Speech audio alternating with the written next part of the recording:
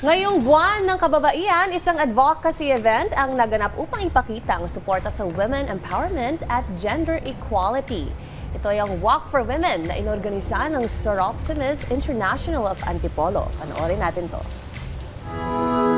Ngayong Women's Month, muling binibigyang diin na ang mahalagang papel ng kababaihan sa paghubog ng mas makatarungan at mas inclusive na lipunan. Isa sa mga hakbang na ito ang Walk for Women na inorganisa ng Sir Optimus International of Antipolo. Ito ay isang advocacy event upang ipakita ang suporta para sa women empowerment at gender equality. Our advocacy is to help the marginal family of our community, and as of now, we have 20 scholars, which is our priority by this year.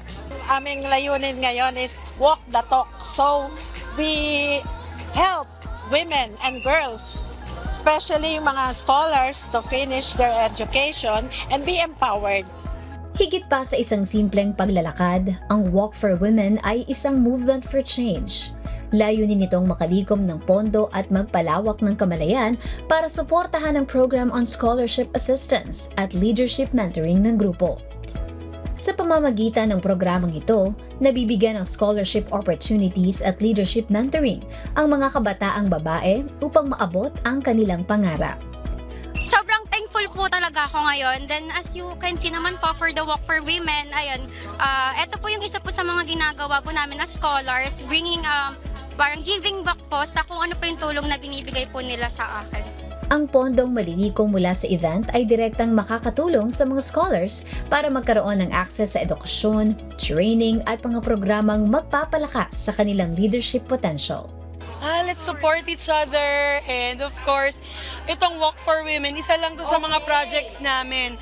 Pero there's gonna be more products, yung matibay namin na ginagawa ng mga nanay sa community na binebenta rin namin. Ipinapaalala ng Walk for Women na ang women empowerment ay hindi lamang isang panawagan tuwing Women's Month. Isa itong patuloy na misyon ng komunidad upang matiyak na ang bawat babae ay may pagkakataong matuto, manguna at magtagumpay. I would like to invite women na gustong makisama sa aming mga causes. Please reach out to us. SI Antipolo, napaka-active na club. Isa rin sila sa may napakalaking membership.